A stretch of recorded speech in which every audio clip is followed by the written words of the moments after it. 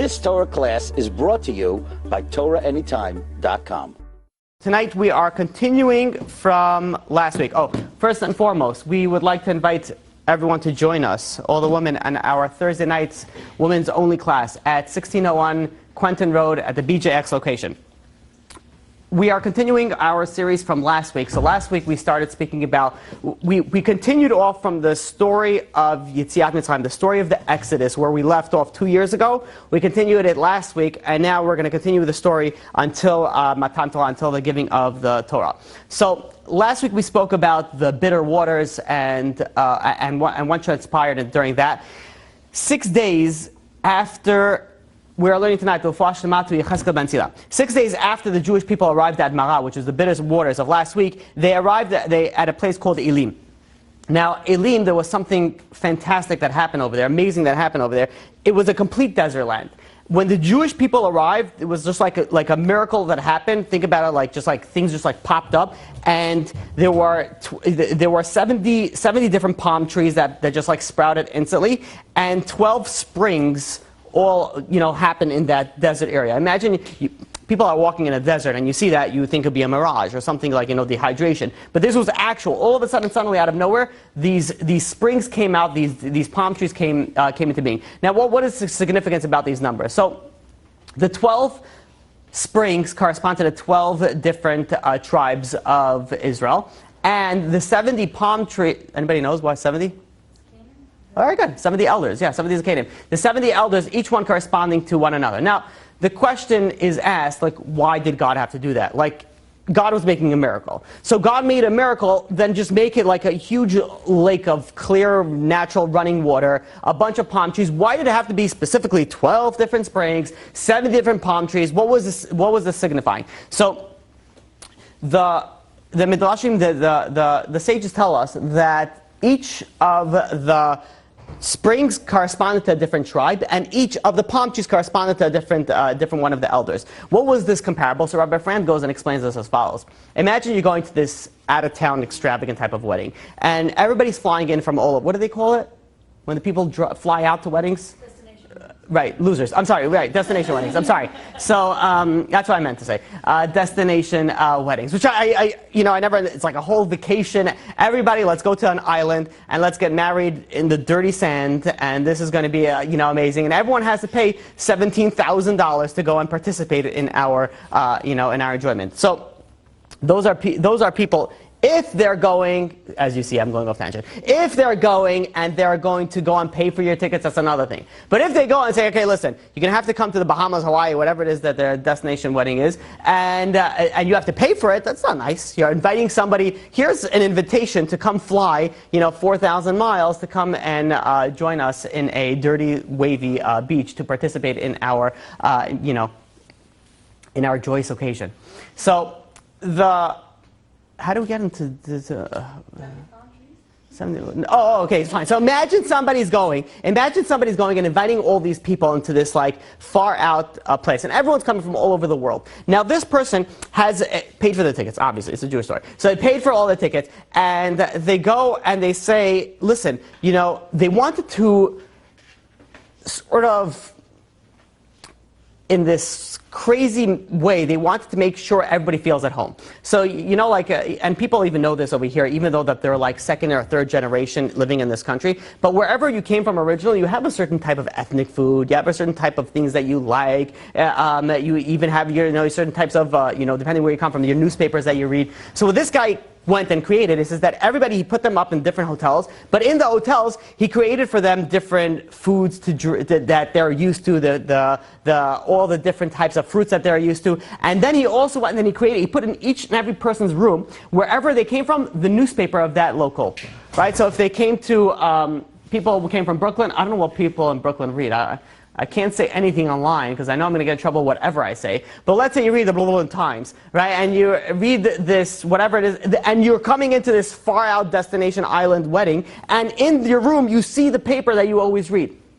So it's sort of a way of showing the loving and the kindness that this person has for you. Look, after he flew you all out and he gave you everything, he organized everything particular to your desires, to your needs. So this is what Hashem was doing. Hashem was doing what he could have made a miracle that just all the water came out and the food and the fruits and everything came out just like blossomed instantly. But what he did was that everybody got their own section, meaning that God cares about every single person. Oh, you're from the tribe of Reuven, you have the spring from the tribe of Reuven, meaning that God sort of gave that newspaper to each and every single one of these the Jewish people in the desert.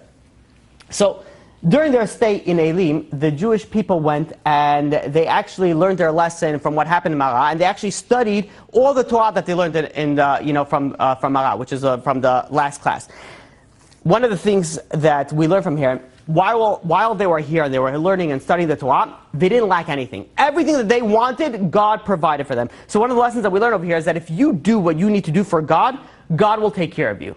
If you don't, may God help you, and you're on your own. But if you do what you need to, then God will go and help you. So 11 days after they reached to this place called Elim, they went and they traveled again.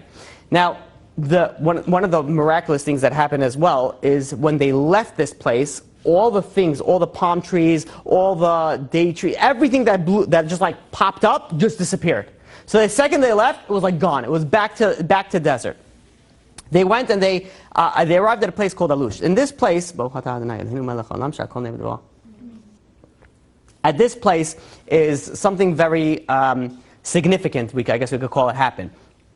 31 days after they left Egypt, they ran out of food. So when the Jewish people left Egypt, they left with 61 meals. And each day they ate 2 meals. That means after 30 days, after the morning meal, by midday they were out of food already. This happened at Alush over here. Now, the people, when they went and one of the miraculous things that happened was that the food that they left from Egypt stayed fresh. Now, I could almost guarantee, and I say almost guarantee, they didn't have Ziploc back then.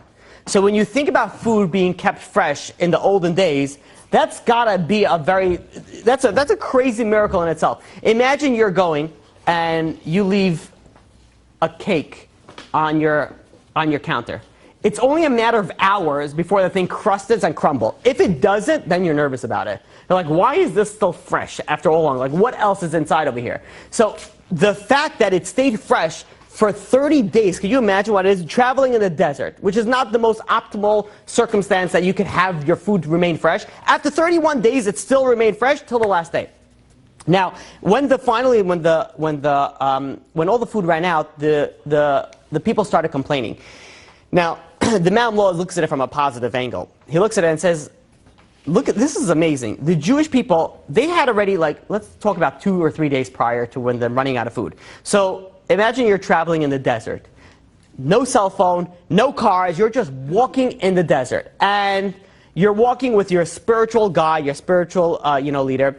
I hope this is not practical for anybody today, because if it is, then we have a whole different discussion that we need to go through. But imagine you go to the desert, and you have 2 days left, and you don't know how far you're going to the desert. Wouldn't you say, hey, listen, as a Jewish mother, I have to take care of this, but where is the food going to be for the next, I don't know, we only have food for 2 days. What's going to be in the next week? What's going to be in 4 days? What's going to be with my hungry children? My husband eats a cow every week. What's going to happen with all the food? Where is it going to be? Yet the Jews didn't complain. They didn't say anything. They kept their mouths shut. Only until the food ran out, all of a sudden they started to complain. However, the complaining, it still was very, very negative. And in fact, the Midrashim goes and brings down that the Erev Rav was heavily represented in this area. Did we speak about it over here last week, and how come, they blame always the other people? We spoke about it over here. It was in this class? I don't think so. No one knows. Possibly. What? Yeah, we did. We did speak about it over here, right? I don't remember where I spoke about it. Okay. Erev Rav. Right, like how come all of a sudden that bad thing happens and now the Jews are all special? It's not the Jewish people, it's the Erev Rav. We didn't speak about that actually?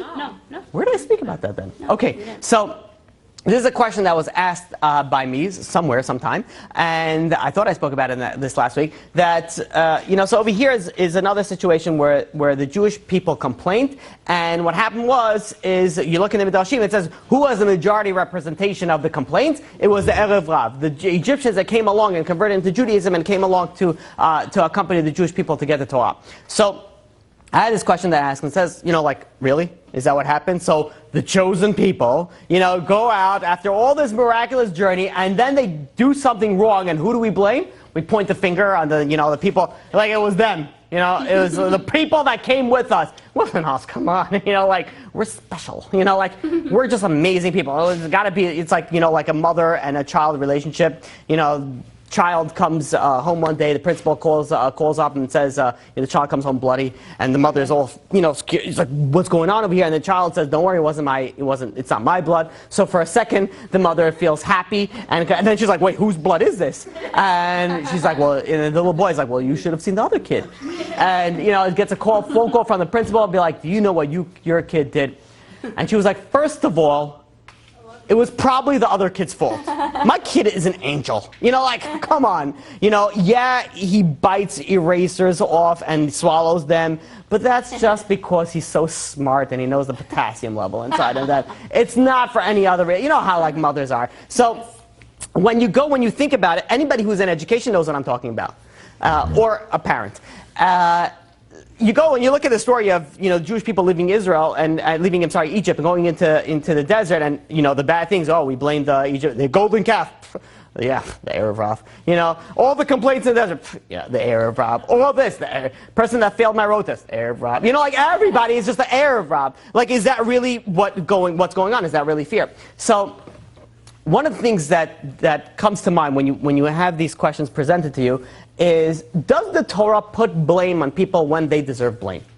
Does the Torah shy away from blame? Now, one thing that you know for sure, if you've even had a very, very cursory glance at the Torah, you know that the Torah, if someone did something wrong, it says it straight out there. If Moses did something wrong, it says right out there that he did something wrong. If the Jewish people did something wrong, it says it right out there. There's no hiding and shying away. It's not like any other religion or cult that the leader is signifying as like an angel. Like, have you ever, please say no, read the New Testament, and it says there, look, JC did something terrible, and God was really upset with him. It would never say that over there because, JC's God, whatever. We're going to go on a rabbit hole now. But, you're not going to be able to figure out anywhere. Have you ever read the Quran and says that Muhammad did something wrong?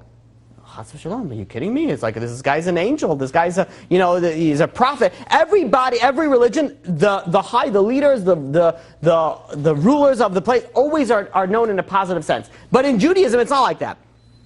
If there was a problem, it was notified. Don't we, though, like, in a certain sense, like, sometimes very, like glorify them, like, too much, the rabbis, maybe? The way that, like, Christians do, Muslims do? Not at all. In fact, it's just the opposite. It depends. I guess it depends on which sect you're talking about, and there's a lot of ways that I could read that question that could be very problematic. And it doesn't mean, and if I think I know what you're saying, then that's a different story in itself, okay. And that's not correct. The correct way, obviously you don't say, well, my rabbi, you know what he did last night? You don't go and you present the sins, obviously. But what the Torah does, you don't question. And the Torah many times goes and says, they did this sin, they did something wrong. You have time and time again where the leaders and the rulers went and they did something wrong.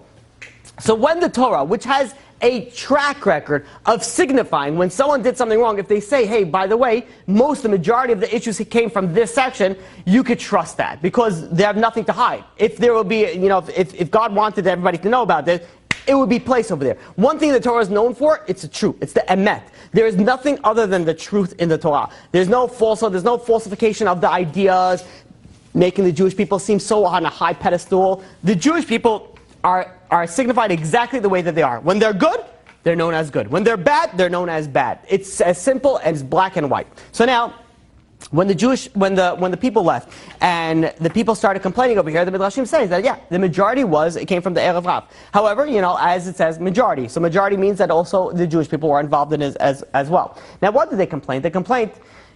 They came into a place, so into a point in their travels where they ran out of food. They didn't have anything left over, and they started complaining. What would you think the complaint would be? Let's pray to God. Let's go, and maybe God will make another miracle. But their complaints were not like that. The complaints were, why did God bring us? Why did you bring us over here? Is this over here to die? It would have been better that we would have died in the darkness plague back in Egypt. Why do we have to come over here? because the death by starvation is one of the worst deaths possible. So why would he have to die through starvation? Let us in the desert. Let us die in the plague of Egypt, in the plague of darkness. So the complaints continued, and they even complained about the meat, even though they didn't have meat. But they complained. But we smelled the meat in Egypt, even though we didn't have it, but we were able to smell it. And we had at least bread in Egypt, even though it was stale or whatever it was, we still had something to eat. So they went and they presented these complaints to Moshe and Aaron. And they went and they were very clear. They were like, by the way, our complaints are not with God.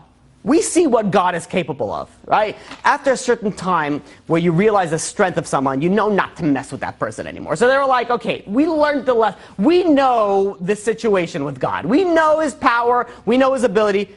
But our complaint is with you. Like, what's up with you guys? Like, why are we in the desert? Did we really have 30 days in the desert? Really? Like, God really wanted? We couldn't stay in Egypt? We couldn't be, there was no one there. Like, we could have been over there. We had to come over here where there's no food, there's no water, there's no wells, there's no nothing. We're here in the desert. Maybe you took a wrong turn.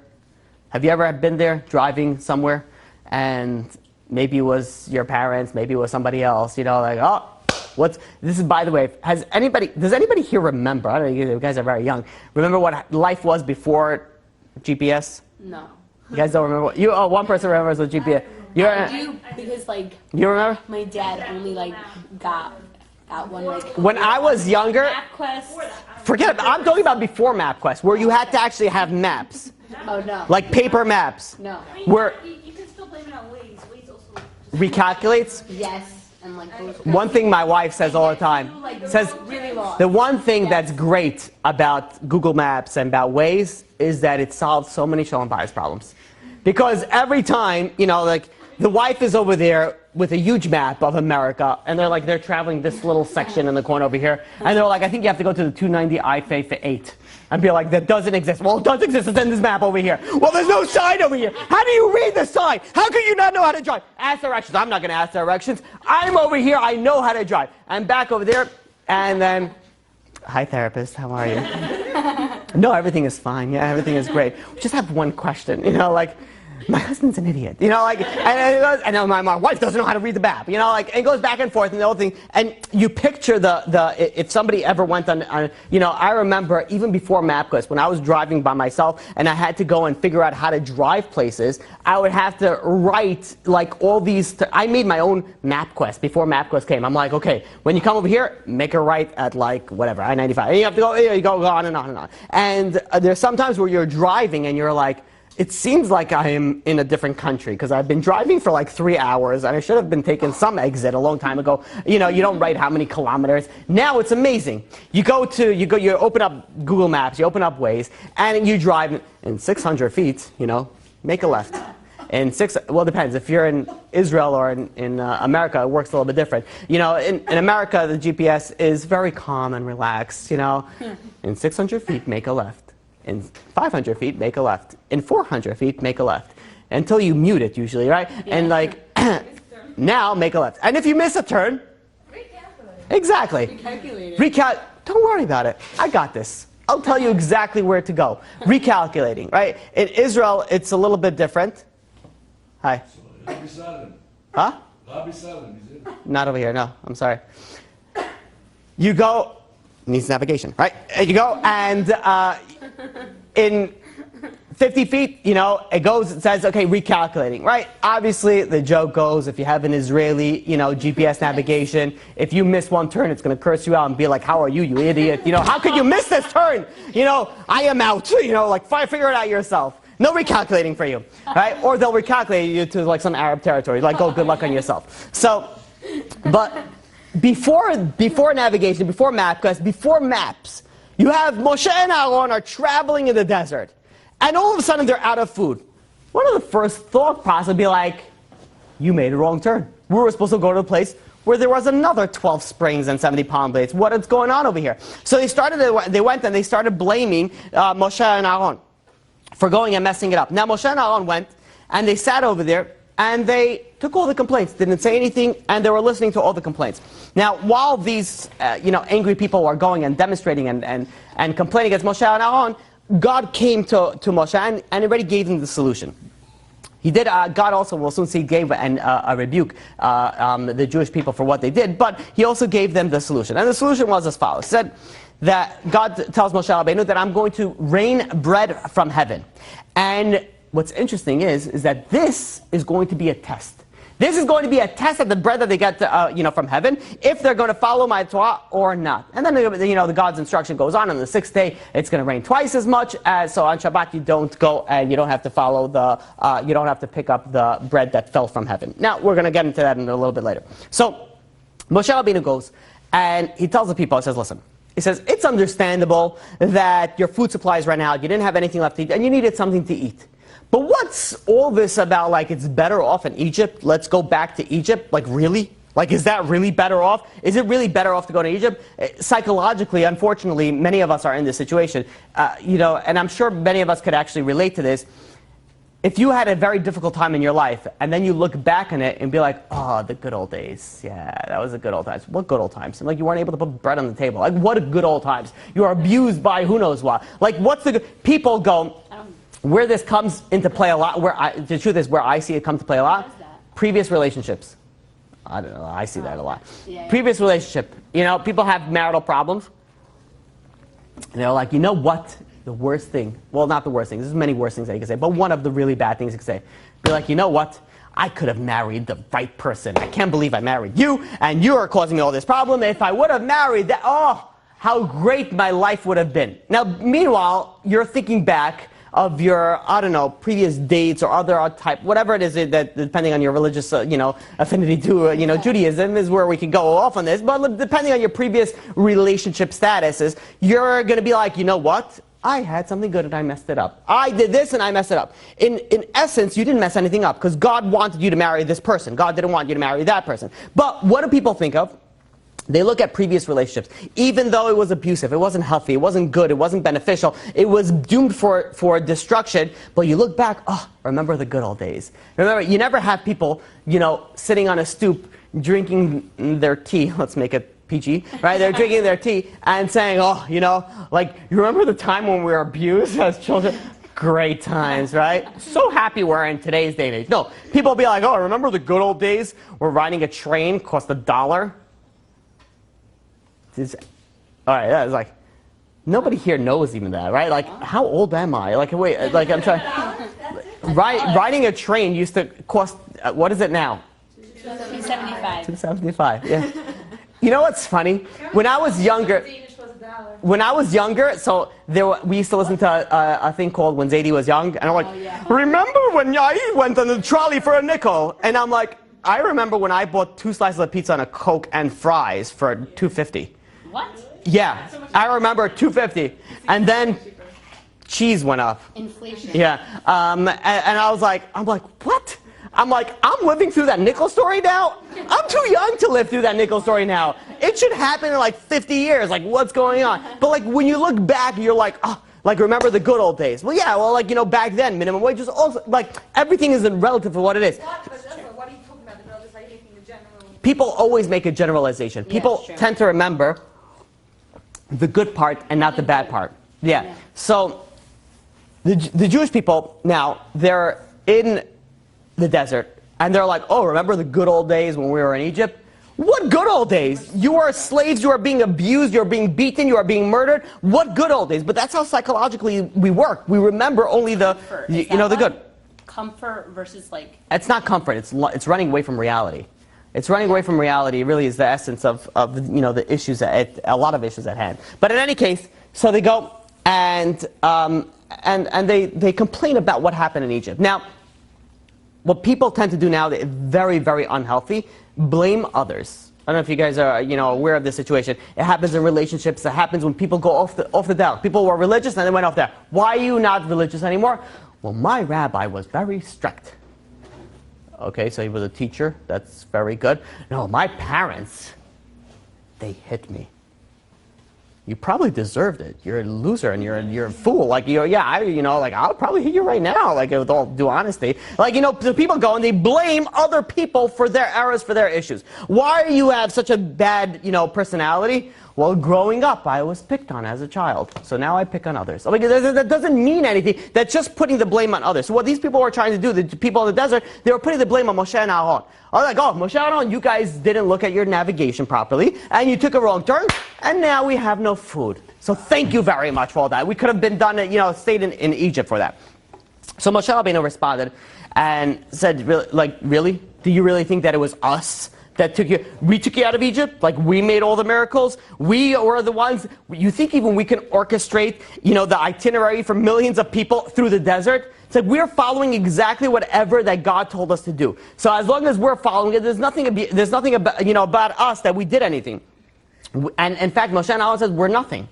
It's not like we could say thank you. We could take credit for this. It's not like we could say, oh, you know what, by the way, I always thought I drink only a cup of water. Now I realize that I'm probably drinking a few cups before it finishes. But thank you. So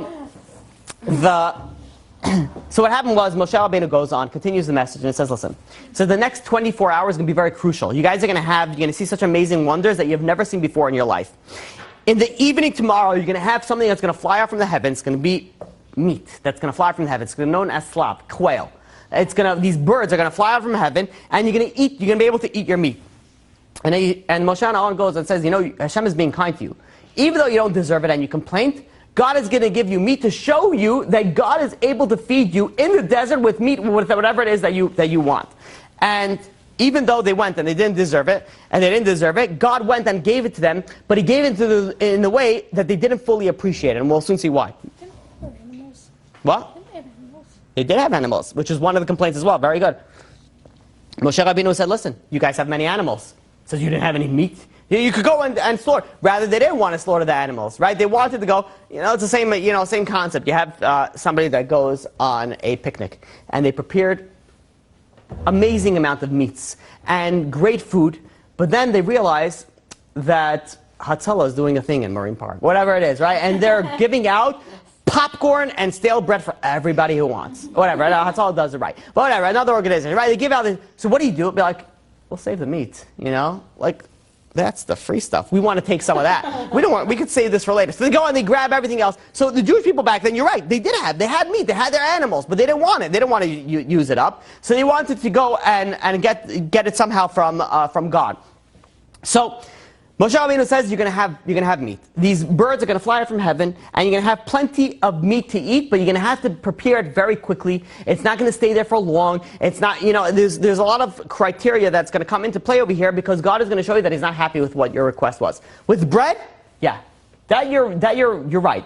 With the necessities of life, what you need, God is going to give you, and it's full of His glory. You're going to see the amazing things that's going to happen. But with the meat, with the extra stuff, the ones that you're showing that you're all involved in all the luxuries of life, God is going to show you what He really means in that, what He really appreciates, in these matters. So after Moshe Rabbeinu went and spoke, the people realized that they stepped over the bounds. They realized everything that happened, so they were very embarrassed. They were very, they looked down. They knew that they messed up.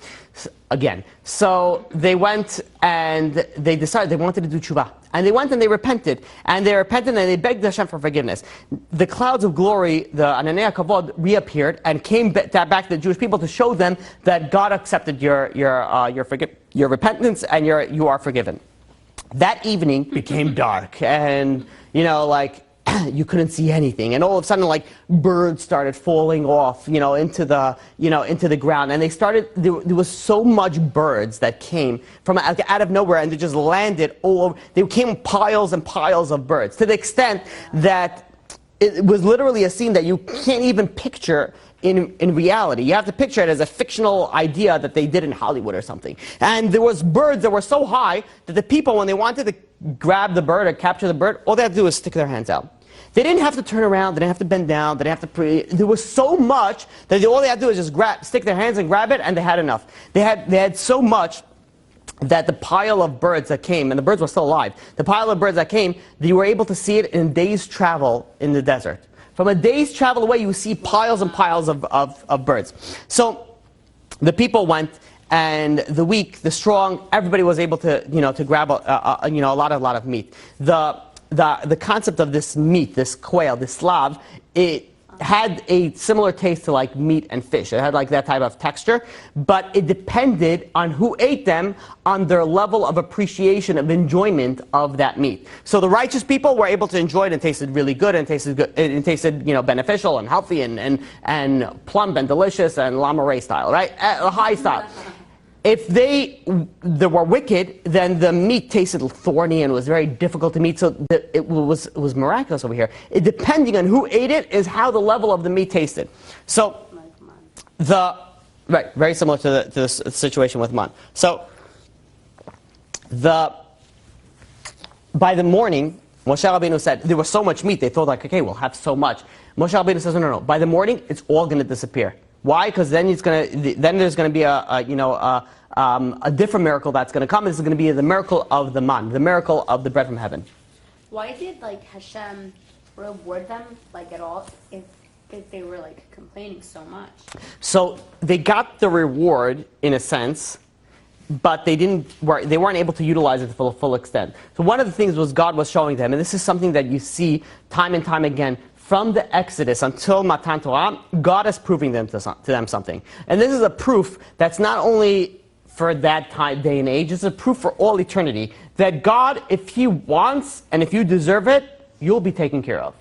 Otherwise, your own thing. But God has the capabilities to do anything. You want meat in the desert? How are you going to get meat in the desert? God is going to make so many birds fly, you're not going to know what to do with that meat. So He had the ability. But now that you have it, some of you are going to enjoy it, some of you are not.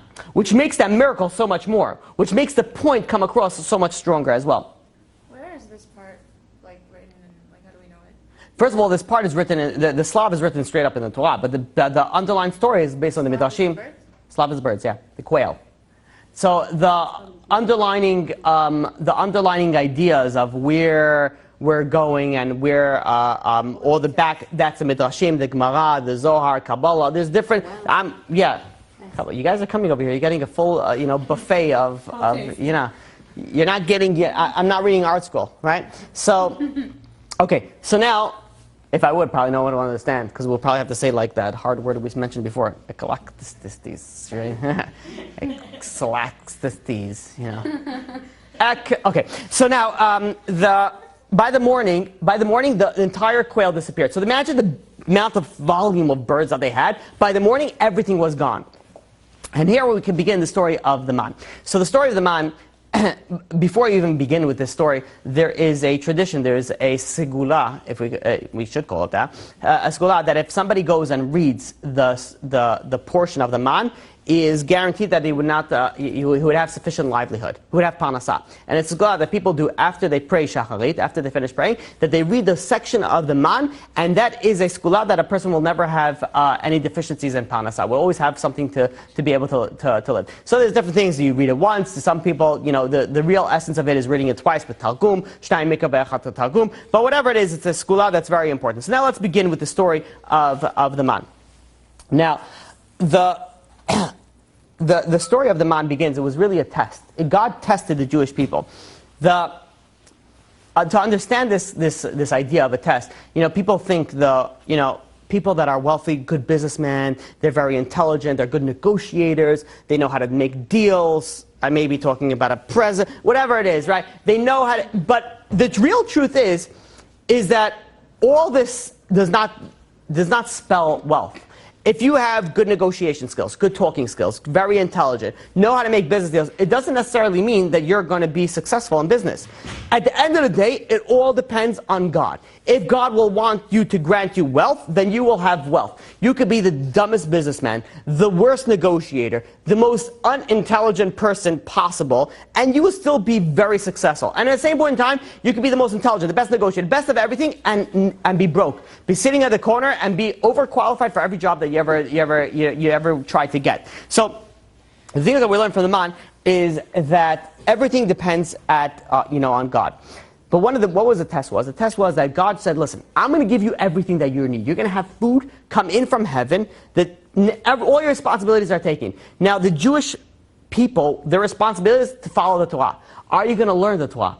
Are you going to follow? Now that you have all the conveniences, all the things everything that you want, do you follow the Torah? Now that you live in an American life where you have the ability to work from 9 to 5, you have the ability to pay your bills, you have the ability to do this, do you follow the Torah? Or do you spend your weekends breaking the Shabbat, going to the movies, doing drugs, what is it going to be? When you have everything, and by everything, it means all your necessities, how are you going to relate to Judaism? Are you going to keep the laws, or are you going to go and break the laws? So, the people that went, the Jewish people that went and spent the time, now that they had the man, learning the Torah, following the Torah, that means that all the other previous times that they weren't able to follow the Torah, it means that they really did want to, they just couldn't. It was beyond their capabilities. It was beyond their abilities to go and follow the Torah. However, those people that had the money, they have everything, they have the money, they're wealthy, and they're not following the Torah, that just shows that they're not interested. They're not interested in Torah, they're not interested in God, they're not interested in religion, they just want to live their life and enjoy the life. So, being that the main task of the Jewish people was to follow Torah, God was testing them.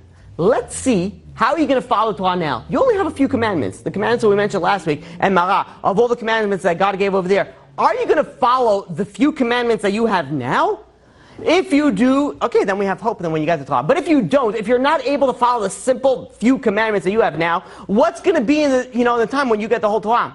And the truth is, we could say that nowadays as well. A majority of the mitzvot that we have, we're not able to do. Because what? It relates to Jerusalem, it relates to the temple. We're not able to do it. But the minority of the mitzvot that we are able to do, the keeping kosher, keeping the Torah, keeping Shabbat, keeping everything that you need to do you keep it what you can? If you do, well, then let's see what happens when Mashiach comes. Then you have a very good chance of surviving that time. But if you can't even keep Judaism and keep the Torah before Mashiach comes, when we have all that, what chance do you have? Here we have a little bit of a hintling to understanding, like who's going to make it in the time Mashiach comes? Who is not going to survive in the times of Gog and Magog, in the times of all the destruction that's going to happen over there? Hopefully it won't happen.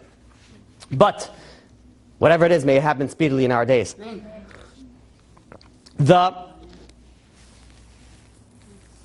merit of the man is based off 3 ideas. The main merit of the man, anybody know? Moshe Rabbeinu. Good job. Thank you.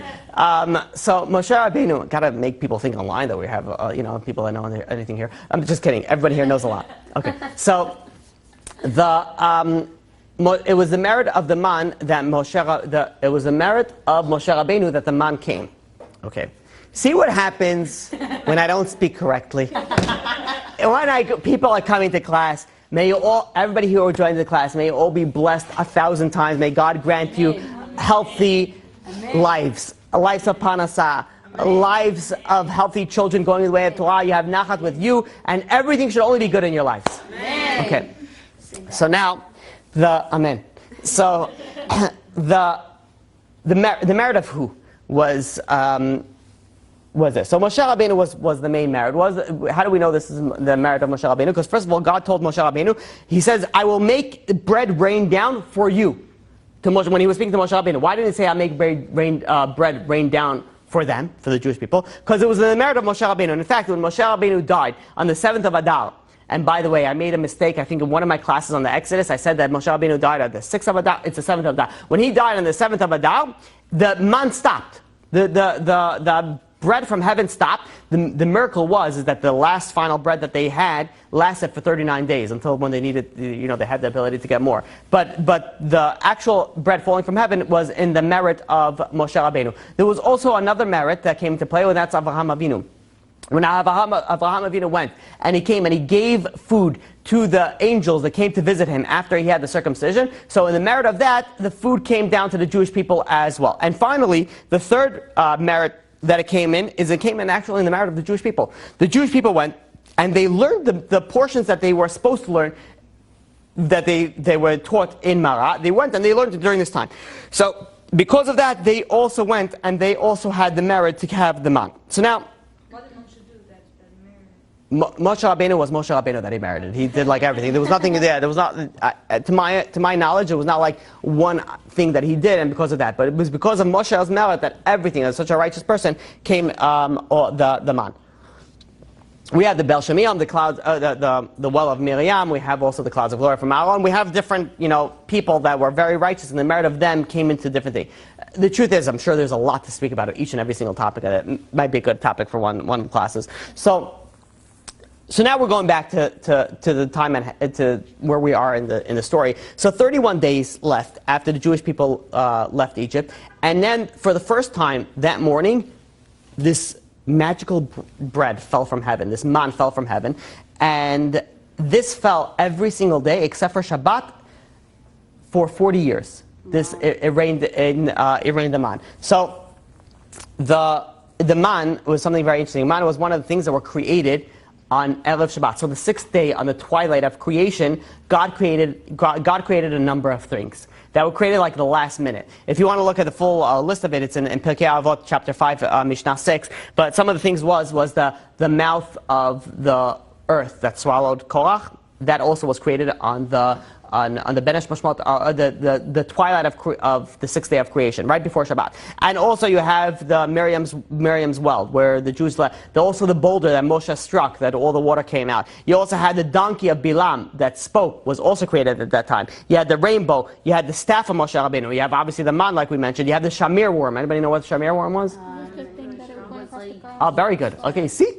You guys do good. Right. So it was the shamir worm was a worm that was able to cut very, very strong material without using metals. So Shlomo HaMelech used it for the Bet HaMikdash. It was a very, very powerful worm that would be able to utilize heavy machinery without utilizing heavy machinery, which was needed for the Bet HaMikdash. So there was also the Shedim is mentioned that was created during this time, and also the burial place of Moshe. If you want to go, there's a few other things that's mentioned. You can look at in the Mishnah Pirkei Avot. So the man was one of the things that were created during this time. The man, even though it was created on the sixth day of creation, it did not materialize into the world until this day. Until the Jews needed it, that's when it materialized. Now, the essence of the man was very, very spiritual. It was known as the bread of angels. It wasn't known as a physical thing. And in fact, you'll see as it came down, it had to transform its qualities from a spiritual aspect to somewhat of a physical thing. So what happened was that when the morning came for the first man to fall out, and this is what happened every time the man fell, there was a strong wind that passed through the desert. And this wind came from Gan Eden. It came from the Garden of Eden, and it went through the Garden of Eden and then through the desert. And it sort of wiped the desert clean. It sort of flattened out. Has anybody here ever walked in a desert and there was a wind, and then you look back, you don't have any footsteps anymore? It's something really, amazing. And if you go to Israel, if you go anywhere in the desert, you get to see this at times. That it's able to just swipe the slate clean. So the the wind came, and it just cleaned all the dirt, all the everything. It cleaned the floor of the desert. And once it cleaned the floor of the desert, it actually, there was dew that fell from heaven. The ground was so clean that you were able to see your own reflection on it. That's how clean it was. So what happened was that at the dawn, after the wind came in, and then dew fell down from heaven, the dew sort of was it was frozen. So it sort of solidified and it froze over it. And then the man started coming down. And the man came through the cloud, when it came through the spiritual clouds. It came through the heavenly spheres. It came through a place known as the Shechakim. And when it came through this, it sort of transformed itself from a spiritual thing to somewhat of a physical thing. And as it came down, it transformed more into a physical form. And then it landed on the dew that fell into the desert. And when it landed, it was warm, it was ready to eat, just like it came out of the oven. And one of the things, yeah? Because it was such a holy food, did it make them more yes, on a higher level? Yeah, we're gonna get to that. Yeah, very good. What you eat? Yeah, we're gonna get to that. So So the dew came down. It basically. So the wind came in, cleaned the desert floor, and then the dew came down and froze. So it was completely clean. And then the man from heaven fell down. And once it fell down onto the floor, another dew fell from heaven and coated it. So it was sandwiched in, knowing that it was clean, healthy, very, it would have got an A+ rating according to the Department of Health, whoever gives the ratings. So the Department of Health will give it A+. So they don't give even A+, they just give A's. But this one they would have given A+. So one of the miracles also is that when rain falls, it makes noise, right? You hear the rain falling. Hail, you hear the rain, the hail falling. Even, snow at sometimes, you hear the snow falling. The man fell in complete silence. It was like, just like floated down. And what you see what the texture of man was, it was a miracle how it just floated down in complete silence. So you have over here, there was dew on the bottom, there was dew on the top, and then you had the man in the middle. This is why on Shabbat we have the challah in the middle, we have a covering under the challah board, and then you have a covering on top, similar to the man also that it was covered below and it was covered above. So now, the man was also what was like the lechem apanim, was the showbread in the time of the temple. The Kohanim had the bread in the temple over there on the shulchan, and these bread never remained stale. They remained fresh for 8 days straight. So too the man always remained fresh, always remained hot, just like it came out of the oven. Now the man looked like a round disc that had a hard crust on the outside and soft in the inside. And it was white with like a yellowish type of goldish tinge, to it. So that was the texture of the man. Now some people go and explain it as similar to like a biscuit type of form. The miracle here was that God made a miracle that the food came from heaven. Usually, where does the food come from? It comes from the ground.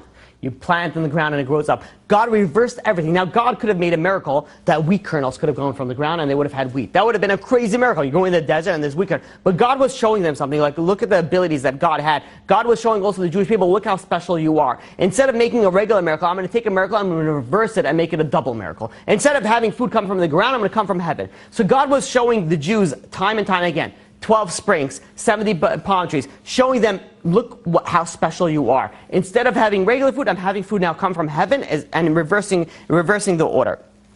The way that the food came, the way that the man fell down, it was really tailored to the individual that was collecting it. So the wicked people had to go and spend a lot of time in preparation to go and prepare the man. However, the righteous people had to spend no time. It came freshly baked out of the oven.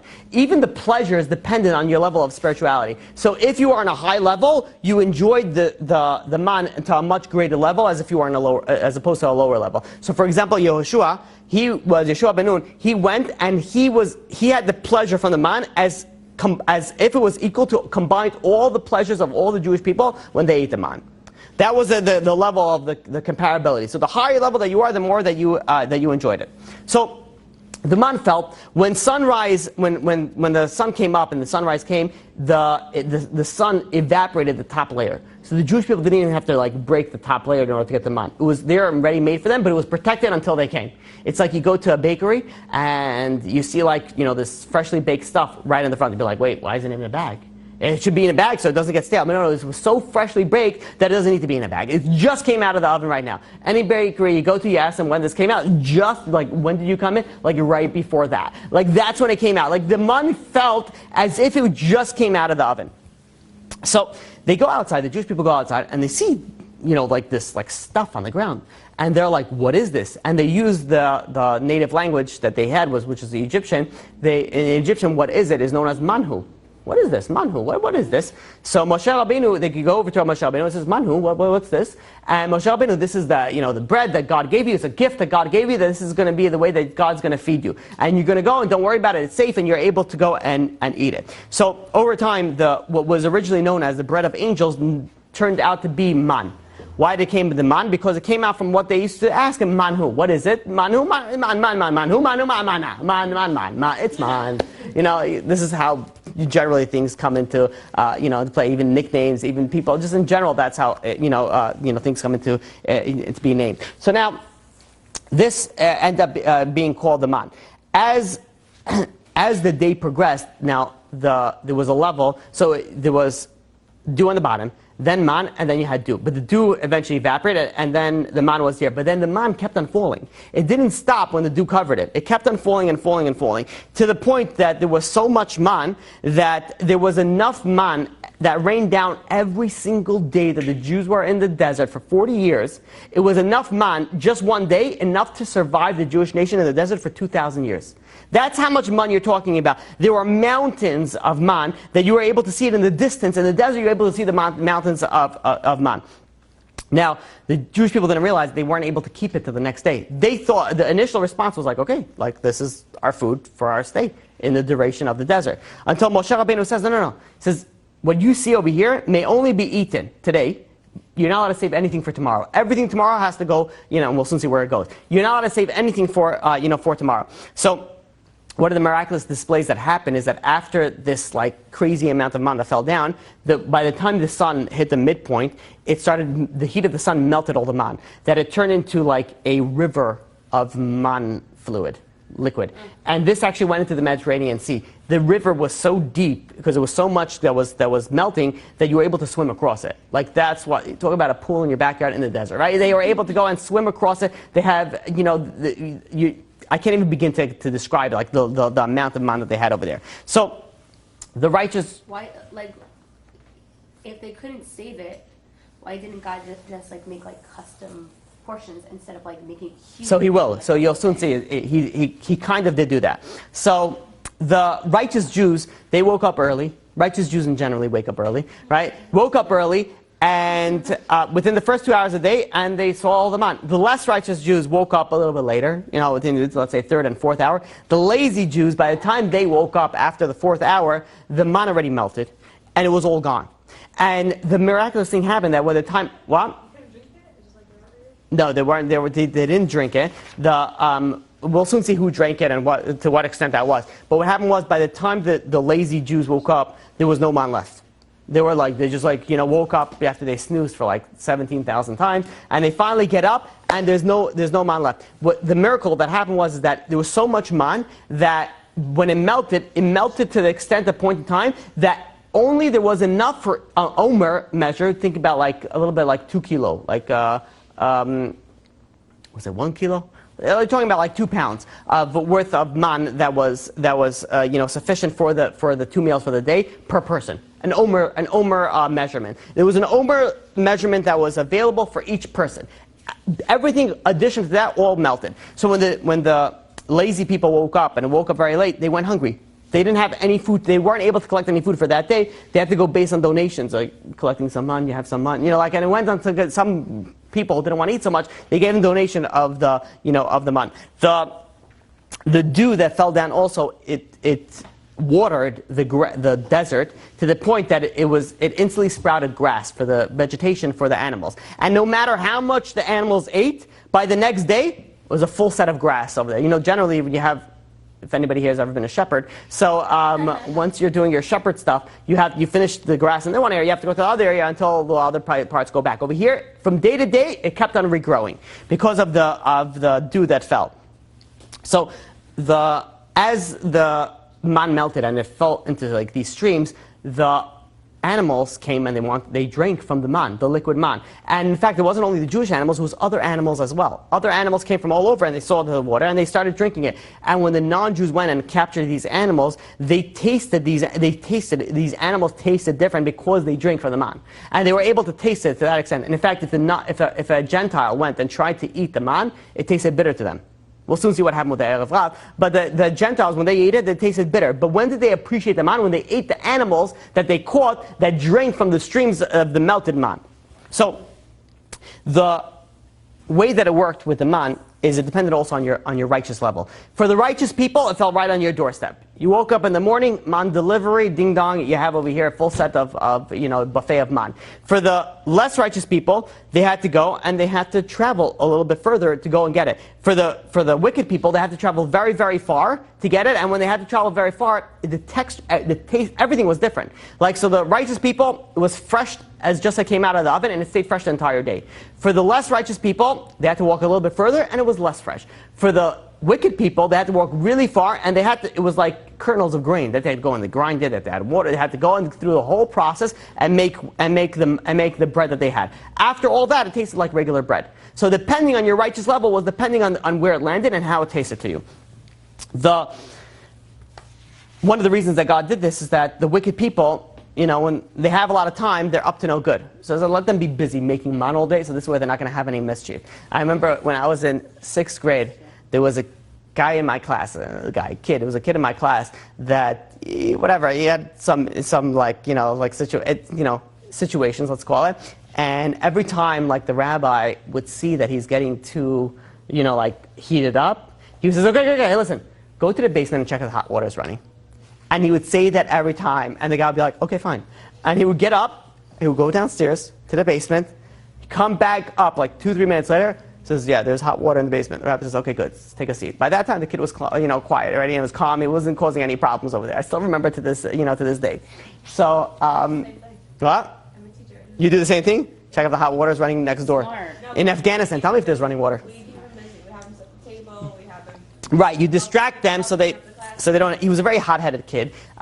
So I don't know where he is nowadays. I haven't heard from him from maybe like 20 years. But I'm very curious to see what happened with it. But I remember the rabbi always just send him downstairs to the basement. Go downstairs and see if there's hot water. And he would go. He wouldn't ask any questions. He would go, a few times a day to check if the hot water is running. So, what? Could listen to this online. Maybe if he listens to it, I hope he reaches out to me. I'm very curious to see how he's doing. I hope he's all as well. So, what God did was God went and He wanted to keep the wicked people busy. If you kept them busy, they're not going to do you're not going to cause any problems. But in essence, really, this was all a test. This is one of the things that God told him to do is that you have so much man, but you're only allowed to collect for 1 day's worth. An omer per person. Anything extra, you're not allowed to collect. This is what test. Are you going to follow God? Are you not going to follow God? So, and by the way, the volume that it was 2 kilos. So it's 2 kilos, that's 2 by 2, that's 4.4 pounds of man that they would be able to keep per person every single day. So, if you look in the psukim in the Torah on this, in Exodus chapter 16, verse 16, the pasuk goes, this is the thing that God went and commanded you. And what did God command? God commanded that every person collects 1 omer per day, depending on the amount of persons per the household. So this pasuk, the Imam Loz brings down, that has the entire Hebrew alphabet in this one pasuk, meaning that if somebody goes and immerses himself in the Torah, which is what the Hebrew alphabet was written from, and you immerse yourself, then you won't have to worry about Parnassah. You'll get your livelihood without any toil. Now people go, and people who, let's say if somebody doesn't have a business, they're in the pre-business stage or the post-business stage, or they don't have anything. What do? They're required to sit and learn Torah. What if somebody has enough money? He is also required to go and sit and learn Torah. There are some people that say, listen, how can I leave my business? If I leave my business, I'm going to lose money. So God says, for what you tell to those people? Those people that says, I need to go and work, I don't have time to learn Torah. God says, show them the man. Show them the section of the Torah of the man, which is why you begin to see why it's a skula for Parnassah. Show them the section of the man. God says I could feed somebody regardless of whatever they do. Regardless of how much they work and what they do, I'm able to feed them. And this is really a requirement. If somebody needs to work, which is a requirement, you do need to work, then do you learn in the morning before you go to work? Do you learn at night before you go to sleep, after you go to work? So you have people that either they're not religious, or they're very, very modern, or they don't bother with learning the Torah, and they decide that they're going to focus their entire life on learning, on working. So they're going and they're waking up very early, and they're working very long hours, and they're working very late hours, and they barely see the family, they barely see anything, and they think that this is the way that they're going to make money. But in essence, the Torah tells us that these people, all their work is in vain. God can give you the same Parnassah if you work for 12 hours a day, if you work for 8 hours a day. The extra work is not going to give you extra Parnassah. In fact, this is what it says in Mishlei, in Proverbs, chapter 10, verse 22. It says, Birkat Hashem hi ta'ashir. The blessing of God is what's going to make you wealthy. V'lo yosif et sevima. The riches is not going to come in. The more toil that you bring won't bring anything, won't bring any riches. Obviously, you have to do yishtalut. You have to go and sit and work. You can't expect to sit at home, smoke pot, and play video games and expect, listen, I have a bitachon in God that He's going to provide me for food. No, you have to do yishtalut. But what are you doing when you're not doing the yishtalut? Are you learning, or are you relaxing in front of the TV? Are you learning, or are you reading the paper? Are you learning, or are you going and you're, fell on Facebook and what is that called? Stalking everybody that you possibly know. Or you're reading the news because you're going to need to do a press conference in the cooler tomorrow. Yeah. So if someone decides to be a full-time learner, they can just believe that Parnassah will come? Depends on their level of learning. There are people that are full-time learning that are full-time cooler people. They make sure everything is kosher around the cooler. 24/7. They're always there. And there are some people that are going and they're sitting and they're actually learning Torah. Those people that are sitting and actually learning Torah, God will take care of them. There's a proof you go to Israel, or even over here in America. You have people that sit and learn Torah all day. Yes, it's difficult depending on the level. We're not God. We cannot just. Are like poor though. They're happy. So define poor. Like, Financially? So they yeah. can't go on a yacht? No, like a lot of them don't have like money for like basic things. So it depends. So those are the people that you have the responsibility to go and help them. But the majority of them somehow survive. How? Only God knows. And I've said this before. I've spoken to people, that live in Kollel, that every month, according to like nature, they should not be surviving. There are people that are down hundreds of dollars every month before the month closes. And every month they survive. And you have people that are working 3 jobs. And you have people that barely open a sefer and they can't make ends meet. Yet you have here someone who's learning, all day learning Torah. The wife works a little bit and stays home with the children, and yet somehow they make ends meet. So yes, you'll always see situations where people will have that, whatever it is. I'm not God's accountant. I don't know the reason behind it. But the general idea that what God says, if you do what God asks you to do, God will take care of you. Promise. If you don't, then you're on your own. You think you're smart, you think your college degree is going to get you Parnassah, you think your connection is going to get you Parnassah, then fine, go see how your connections do. But if you go and you follow God with Emunah and Bitachon, that's why even the wealthy have a requirement. They have to pray for Parnassah. Why? Because it shows you the level of faith that you're supposed to have. So now, the people that go and they end up investing everything in this world. There's a certain profession.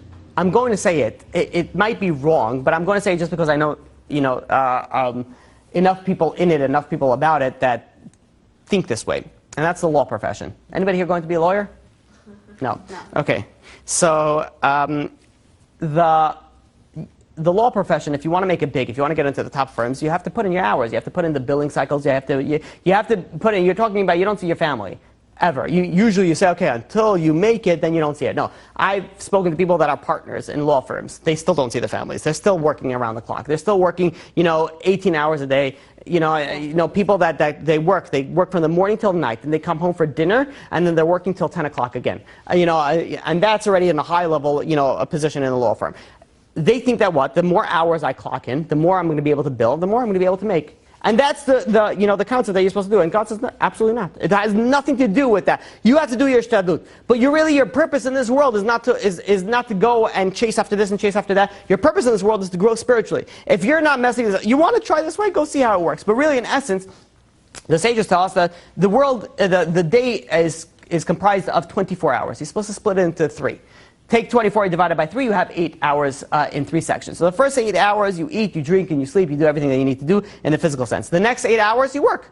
8-hour day, you work. The final 8 hours, you're supposed to be learning Torah. You're supposed to be doing the commandments that you're supposed, including learning and davening and making it. Everything that's supposed to be the final 8 hours. That's really the way that it's supposed to be. And in fact, in the olden days, the righteous people, that's what they did. They worked a little bit, and then they studied a lot, and they had success both in their studies, and they had success as well in their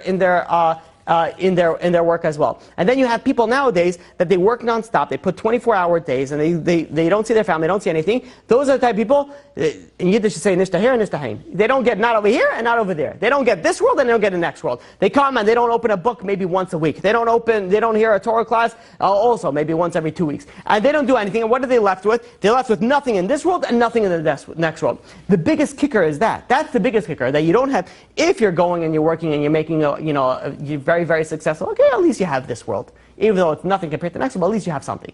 But if you have nothing here and nothing there, then what did you gain after everything? Everything is nothing. Now, I gotta be very, very, very clear. Like, you have to do your shtalut. You have to, if you're in business, you have to go and do your things that you need to do in business. You have to be, things. Don't be lazy. You have to be aggressive. You have to be a smart businessman. You have to go through things. But there is.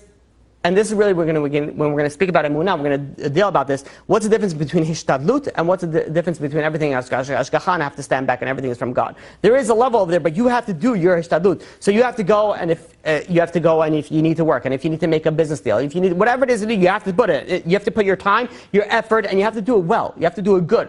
But once you take a step too far, when you make it that the main thing is this and everything else is secondary, you think that type of priority is, this guy's going to be successful. When he thinks money, when he breathes money, when he dreams money, everything is money, you think that guy's going to be No, it doesn't work that way.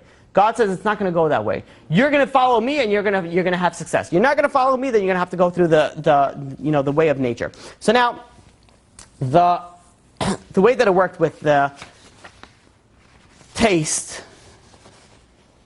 It was funny. I thought that I would be able to go through this whole topic in one day. What a joke I am to myself. So the essence really is that when somebody goes and somebody does the right thing, that will bring blessing into their life. When someone does something wrong and they sin, that will bring curses into their life, and it brings problems into their life, and it brings troubles, and they lose Parnassah because of that. The more good that you do, the better off that you are. The more bad that you do, the worse off that you are. And people that are able to follow other businessmen or anything, to be honest, it's anything. It doesn't have to be businessman. You could see that this stands up and holds true in this world. You see it. I'm able, I speak to many people, and I deal in many different situations, and I see the situation firsthand. You have people that go and they're making a ton of money, but instead of doing the right thing with their money, instead of giving tzedakah, instead of learning a little bit Torah, instead of doing the right thing, they go into the wrong path. You follow their path a year, 2, 3, maybe even 10 years down the line, and all of a sudden you see problems that come up, and you see it. You see like it's hard to see it when you're in it, right? It's hard to see it when you're in it, but when you're outside, you see, and when you know God's blueprint, and it says, if you follow my Torah, you're going to get this. If you don't, then you don't. If you are able to see that, you're able to see this in life. You're able to see it. You follow through people in their life, and you see how this person was successful when they were younger, and all of a sudden they were not. They might be making a lot of money. That doesn't mean that they're success. Something that I mentioned before, that I was planning on mentioning it next week. That's what I was looking at my notes where I was going to mention it, but I mentioned it now also, that you have some people, let's say, that they go and Rosh Hashanah, there was a decree that they were going to make, let's say, that year, $150,000. And they're going to be like, you know what? I'm going to work extra hard. I'm going to make more. And they go and they do, and they finagle on this, and they end up stealing, and they end up making $300,000. They say, like, aha, you see? I made more money. It doesn't work that way. When you think that you made more money, if God decreed that you're going to make $150,000, if you work harder, you'll be able to make more money. You will. More money will come to you, and you'll be able to make it. But it's not going to stay with you. You're going to go, you're going to put it in the bank, or you're there, and then maybe 2 years down the line, you're going to go and invest that money, and you're going to lose it all. You cannot cheat God. You cannot cheat more than you are supposed to get. Whatever you're supposed to get, that's what's God going to give it to you. And that is the lesson that you learn from the man. The man says, God is going to say, I'm going to take care of you. You do what you need to do. You're learning Torah? Oh, you're righteous, you're learning Torah? Food is going to fall on your doorstep. You don't have to do anything. Oh, you're wicked, you think you're smarter than everybody else? Go find your food. Go downstairs, see if the hot water. Go see what's going on in the desert. Tell me if the coyotes are still there. I don't know if coyotes are there. Whatever. Go see if the foxes are still there. So the way it worked is also, give me like about 5-10 minutes, and we'll close it off. The taste of the man also depended on the level of the righteousness of the person. In general, the plain taste of the man was very, very sweet. It was so. I don't know if you ever eaten or drunken something very sweet. It makes you nauseous. The more sweeter it is. The miracle of the man was that even though it was the sweetest thing possible, it never made anybody nauseous. It was so sweet. It was so delicious. The way that it worked also was that it depended of what you imagined it to eat. If you imagined it to taste like something, it tasted like that. But that also, Midrashim says, it depends on your spiritual level. If you had a minimum of some sort of spirituality, then you had the variety of tastes open to you. How many tastes there were? The Midrashim tells us it was 546 different types of tastes, the numerical value of matok.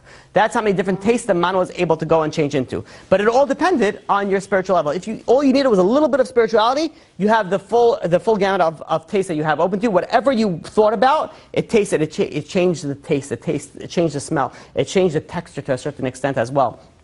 Everything tasted to the extent that you want and you thought about it. But let's say the people that were wicked, the people that didn't have the ability to go and change the taste, those people, the man still adjusted to them for their benefit. It still worked for their benefit. So for example, the young and the elderly people, it was very sweet because they enjoy sweet stuff. So it tasted very sweet. The adolescent, let's say, people, it tasted more like bread-like substances, which was what they enjoy and what's more beneficial for them. The sick people, it gave the healing qualities. If it was a mother, it gave things that made her milk more beneficial for the child. Everything that it worked, it changed itself towards your need and necessity. So if you were sick, it made you healthier. If you're not, whatever it is, if you were nauseous, it tastes like ginger ale. I don't know if that's a thing or not. But whatever it was, it was the change to the food that was very, very beneficial for the person itself. What happened to the Erev Rav? So the Erev Rav, the Midrash brings down that it says that they drank from the streams of the melted man that ran off towards the sea. The man in itself, besides falling down as like a spiritual food, there was more that came to it. It also perfumed the tents. So it had like a scent, to it, and it made it smell like flower, like amazing smell. In fact, the woman didn't need perfumes for the entire stay of the desert. The man gave them perfume for 40 years. They didn't need anything else other than the man. Besides the perfume and the smell and the food that came out, it also came down from heaven these like pearls and diamonds and gems that also fell as well. So the Jews were able to collect the food, they had the smell, they had everything covered for them at this point in time. Now also, the last point that I want to bring out is the spiritual effect that the man had. The man, because it was a spiritual food, what you eat also depends on your thought process. And in fact, there is a correlation to it. You eat spicy food, you have different... It also affects your dreams, by the way. Depending on the foods that you eat, if you have spicy foods and you had certain type of dreams, it's like, fine, it's probably because of the food. So the fumes go into your head and also change your thought process as well. The most easy way to explain this is, have you ever eaten a really large meal, like on any Shabbat ever, and you're like, so you're hibernating mode in like a beer, right? You have to like, like, where's my honey? You're like a beer, you're like clawing your way. Like, why all of a sudden are you tired? You don't get tired during lunch during the week. Like, why all of a sudden on Shabbat day, and you're eating this? So when you eat too much, it affects you. It affects you to the point that it makes you tired. Of klipa, that's why. Oh, whatever. There's different reasons for it, but we don't have to go so Kabbalistic. But yeah, if you want to go there, you could. So the food in itself has an effect on you physically and spiritually, and that's why I was speaking to somebody, I don't remember how, this week, that I was explaining to them the beneficial ideas of going to these like Kiruv Shabbatons, where you have like, for example, gateways or Achin seminar, or whatever. You have these type of seminars that they take you on a Shabbaton for like a weekend, and they give classes over there, and they give different types of proofs of Judaism, basically a whole Jewish environment. One of the most important things over there that people don't realize is that for a weekend, all you're doing is you're eating kosher food. If you don't keep kosher, people go over there, they go to this weekend, they get spiritually, like attached. They're like, yeah, it's true, it's the lectures, and it's true, it's that. But even if somebody goes and they're going and they're eating non-kosher throughout their entire life, and all of a sudden for like a weekend, their digestive system goes through like kosher food, good food, things that are healthy spiritually and physically, it changes your thought process and it changes your spiritual aspect as well. Those people, that's why when they're in the Shabbaton, they're like, amazing, God is real for sure. Like, I'm going to keep it. And then they go out to the supermarket, they buy some non-kosher gum, some non-kosher candy, this, and then a week later, they're back to their normal self. Like, what happened? Like, a week ago, you realized it. Because besides the intellectual capacity that you had on understanding the real facts of the Torah and real ideas of God, all of a sudden you're infused with your impurities now, of your non-kosher food, your non-kosher environment that affects you. So, in the same sense, the Jewish people, when they ate the man, they ate a very spiritual food. Would that also change them in their emotional sense, in the physical sense, in the intellectual sense, to the point that they didn't have any more evil thoughts? It was able to cleanse them of the evil thoughts. The Jewish people were known as the Dol De'ah, the generation of the knowledge, because they had this capacity of eating the man, and it brought to them the high level of knowledge. It gave them, think of it as smart foods. I'm sure nowadays you go and search smart foods, that probably give you like avocado, and omega-3, and omega-6, and omega-9, a squared, like all these things that it's healthy and it's good. You should be healthy and you should eat all these foods. But think about what the man was. The man was healthy food on steroids in a healthy way. Like everything somehow in a healthy. That the Jewish people needed this in order to get to the Torah. They had the man 20 days before they got to Torah. So 20 days they were eating the man, they brought them to the level of a Dol De'ah, they were able to go and accept the Torah. And also the people that ate the man, their bodies didn't decay in the ground. It didn't decay. There was a spiritual food that didn't decay in the ground. There's also righteous people nowadays that they were buried, and even 200 years ago, they were buried and they moved the bodies. They had to move them because whatever reason that they had to move them, and they saw the body. 200 years later, the body is still intact. Naturally speaking, it makes absolutely no sense. The worms, the maggots, the decay process should take about a maximum of a year that it goes in the case. But yeah, you see people that were righteous, people that don't live for this world, they live for the next world. Their bodies didn't decay, and their bodies went, and they were able to stay to that extent. So that being said, then we're going to open up for questions. We're going to stop off over here. We're going to pause over here on the story of the man. We're going to continue B'ezrat Hashem next week. But one thing we see over here is the beneficial level of the man. One of the most important lessons that you can learn from the man is the lesson of Parnassah. Everybody wants Parnassah. Everybody wants it. The one thing that you have to learn, and you have to repeat yourself again and again. That's why there's a skula to read this section in the Torah every single day. Because when you read it every single day, it imprints in your mind that if you follow God's Torah, if you follow what you need to do, God is going to take care of you. And that's what you read in the Torah. If God says you're going to learn Torah, you're going to get everything that you need. Look at the lessons of the man. The Jews that went and they did everything they needed to, got the highest level, highest reward possible in this world and the next world. That is one of the most important lessons that you can learn from the man. Let's open up for questions. Yes, and after. The body's supposed to decay. Then the body? Aren't bodies supposed to decay? Body, so the question is like this: aren't bodies supposed to decay? So the answer is yes, they are when it's needed to. So people, let's say in the after they pass away and they get put into the ground, in Israel they don't put you in a coffin. They put you straight in the ground like that. In New York and America, I don't know if it's all in America, there's a requirement that you have to put someone in a coffin. But they leave a little bit of a split on the bottom, so there's some connection to the ground so the worms could come in. If you're in some mahogany little, casket that you spend 15 grand on it and it's cushioned and it's, Egyptian cotton inside over there and everything is amazing, that's not beneficial for the soul because the soul goes through judgment until the body finishes the decaying. Once the body finishes decaying, then the soul, that's why it's about a year, and that's why the punishment in Gehenom and judgment is also about 11 months a year. So that's why they do it, it's corresponding at the same time. However, that's when you need it. Some people are at such a high level that they don't need it because they have no judgment. There's no Gehenom for them. They're going straight into, to heaven. They're going straight into that. Because they don't have that, then there's no need for the decaying, and hence their body stays intact. But for the majority of the people, the decay is very important, and they do need to go through that process. You're right. You're 100% correct. Yes? Two things. Sorry. Will we have some type of thing like man when Mashiach comes?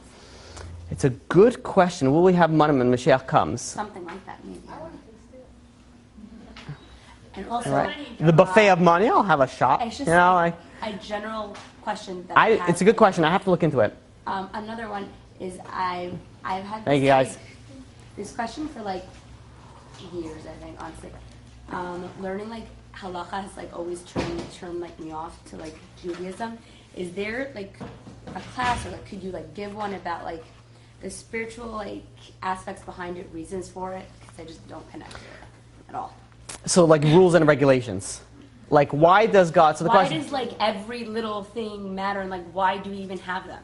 So So the reason, the question is why do we do what we do basically? What's the really whole point behind it? Yeah. So there is two things that you need to know. This is what you're asking is something that's very, very common to a lot of people. Really, does God really care if I do this? Does it really matter? So there's two different aspects that you have to look at it. Number one, there is a reason and a rhyme for everything that you do. To the extent... Everything to everything till you do it. Do we know everything? No, there's some things that are known as chok, where we don't have all that. For example, paraduma. This is beyond our capacity. So, to understand. But there is a reason for everything that we do. But that's not really the level that you need to go, that you need to reach at. Think of it like this, that I have people that ask me questions, and they ask me different types of questions. And based on the questions, I answer, generally this is my method. I answer the question, and then I tell them, okay, listen, but really there's something else going on behind you. There's something else that really brought you to that question. Here's the answer to the question. But there's another reason to it. The essence of why we do what we do and all the Judaism, the highest level of serving God is not because you know the reasons and you understand the reasons and you know the Kabbalistic, mystical reasons behind it. The reason is because God told you, do this, it's good for you because I told you to do it. And you're like, well, you're God, you created me, you created the entire world, you created the heavens, you know better than me, then fine, I will listen to you. Regardless of how we think we're so smart and we need to understand the reason before we do it. And in essence, we don't do that. You ask anybody that asks these questions, do you know all the chemical properties of Tylenol? No. But yet you take it. Why? Because you know that it's good for you, to a certain extent. But why? Maybe it's bad. Maybe pharma is out for you, right? It's all about the... immunizations. It's cancerous or controlling your mind, and the government did 9/11. We could go on, right? So, the Jews run the bank, whatever it is, in Hollywood country, whatever. But I'm just kidding. So, or am I? I don't know. But the essence really is that the bottom line is that you're supposed to follow God's Torah because guess what? God knows better than you. God created the Torah, and God told you this is what you need to do. Everything else that you think you're so smart at, just remember, you're dealing with the Creator, and you're like a nothing compared to that exam. It's very overwhelming. It is. But when you have the correct thought, really, you have an answer. If you have something in particular, we can look for the answer. We can find an answer of why you need to do it. Why do different rabbis hold such different views then? If it's just one law. So when you're going, that's a very, very heavy question and a very deep question. In essence, the rabbis don't hold different views. There is the basic halakha, and that's what everyone says. There are different minhagim, there are different customs, there are many different interpretations to different customs. There's the end of the day, everybody keeps Shabbat the same way, everybody keeps kosher the same way. Oh, okay, so some people keep a Bet Yosef kashrut, which is a little stronger than whatever. People have a different, but the bottom line is, it's the same halachot that we're keeping. Okay. The 630 commandments, the Sfaradim and Ashkenazim don't have different interpretation of the 630 commandments. They have the same thing. Yeah, there's different interpretations on it. I gave a whole class in the Divinity series on how do we get to machlokot, what does that mean, how do we have that, how do rabbis make up laws. I have 2 classes on that, and I constantly recommend people to listen to that class because I go through all those details. But the essence really that you need to, the fundamental reason is that what we do is because God told us to do this. God told you to do this, and that's why we do it. There are reasons for everything, and that's one of the things that I tried to do when I speak about different holidays and different topics of mitzvot. I try to bring out why we do what we do. So I have that on Sukkot, I have on Pesach, Hamatzah, I have on the 4, the 4 meaning, the Abba meaning, I have the love. I go and explain the mystical levels of it, but that's like a high and a low level at the same time. The highest level is you do it because God told you to do it. So, sorry, also. Yeah. So why is there a concept of chumras?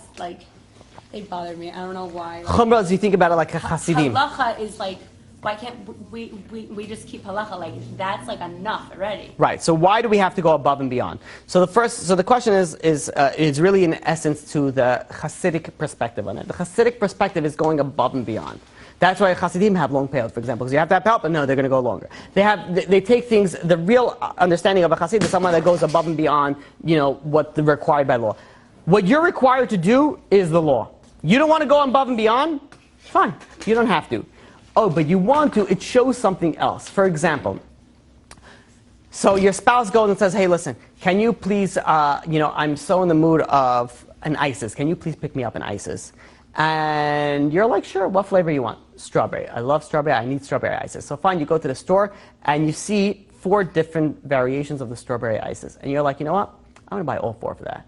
Be like, why are you going above and beyond? Just buy them one, and they'll be happy. They just wanted one. But it shows how much you appreciate it, how much this means to you. Be like, listen, I care about you so much. You tell your spouse, I love you so much. And it says, I don't know which one you wanted, so I bought you all of them. Oh, but you could have called. No. I want to show you how much it means. You don't buy your wife 1 rose, right? I mean, you could. It's still nice. You buy a dozen roses, right? You buy a dozen of these dying, decaying flowers and say, here, present this way. I mean, whatever. It's very healthy to do. It's very good to do. You go and you present this but why? Well, because you're going above and beyond. Was it in the Ketubah? Do you have a requirement? Does it say in the Torah that you have to buy your wife roses? No, but you should. But you should, because why? You're going above and beyond to show you how much it means to you, this relationship. So when a Jewish person goes and says, you know what, I want to go above and beyond what I'm required to do, it shows God, listen, I love you so much and I care about you so much that, yeah, this is what's required of me, but let me show you how much it cares. I want to show you I'm going to go on above and beyond. So it's not a requirement that you have to go above and beyond, but it's a voluntary idea on Judaism that says, I love it so much, let me go above and beyond. So that's the concept of Hasidim, that's the concept of doing all these things that not all of them, but some of the things that they do.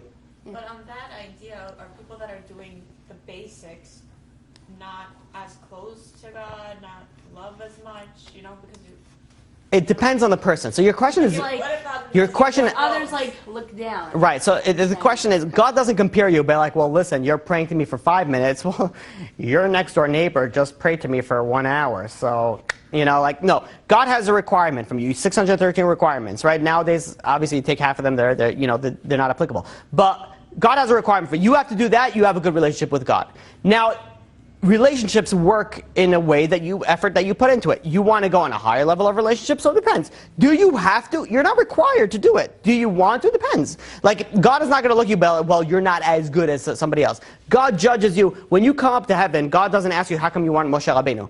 God asks you, how come you weren't Yehoshua? How come you weren't who you were supposed to be? God judges you according to you, not according to anybody else. Not according to your neighbor, not according to your sister, not according to your husband, not according to your daughter, or your mother, your sister, your brother, and only you. So In essence, do you get punished for not doing extra? No, you don't get punished for not doing extra. Do you get rewarded for doing extra? Yes, it's called extra credit. That's the same idea of extra. Not You don't. punished, but more like the thought behind it is like the husband that does give 1 rose instead of 12. Does he love less? No. No, it might. The same, He might. the way is that they love so much they want to do more. So the way that it works is it's not. So what you're asking is actually a very, very good question. Like, does it show that you love God less if you're doing less? So not necessarily, because God can. I don't know how which example I can use for this, but like you have somebody who gives his wife a present every single day, but he also has another wife that he doesn't tell his wife, that he's not really his wife, that he's with, whatever. So like that type of person, but he's giving his wife a present. Does it mean that he love her more? No, there's another guy that doesn't give his wife a present once in their 100 years of marriage. Does that mean that doesn't? No, it doesn't necessarily mean the level of your love, but it shows the level of your love. So there's obviously a lot more fundamentals that go into it. So for example, and I'm happy that you brought this up. So let's say somebody goes and he's like a Hasid level, and he goes above and beyond on so many different things, but the basic stuff he barely does. He just like flies through it and just walks the walk, talks the talk, dresses the dress, but doesn't do anything else about it. Like, that doesn't mean that he's in a high level of connection to God. But what happens is that, let's say you have somebody who's doing only the basic stuff for Judaism, but they do it with their full heart. They really do everything they do. That person is a lot higher level what it appears to be what somebody who does more does. So there's effort that comes into play with this more than actually action. God judges you based on effort, not based on action. Yeah. Obviously, you have to do your action, the That was 613. like my question also. Okay, good. So I'm happy that you asked it, and I'm happy that you asked it, and I'm happy that you asked it, and I'm happy that you, whatever anybody asked. Okay, anybody, other questions? No other questions? All right, good. Okay, to be continued next week, B'ezrat Hashem, God willing. Chazak u'baruch. You've just experienced another Torah class brought to you by TorahAnytime.com.